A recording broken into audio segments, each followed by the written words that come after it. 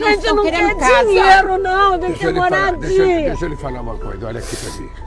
Eu vinha no carro conversando com a prefeita o seguinte: vocês vão, todo mundo que perdeu a casa vai receber uma casa. Nós queremos lugar Todo pra morar. Vai ter lugar para morar, ninguém vai ficar para que trás. perdeu uma casa vai receber a Ninguém casa. vai ficar para trás. Primeiro vamos cuidar de você ter a sua casinha pra morar, tá? Só ajuda a gente, ajuda nós.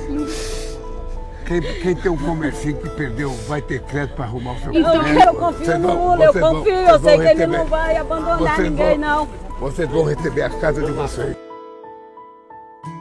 Ajuda a gente perdeu tudo. Tem gente que tá pior, perdeu casa, perdeu tudo. Sentimentos aí. Você e todas as famílias aqui de fora. Muitas famílias são enlutadas. 60 pessoas mortas.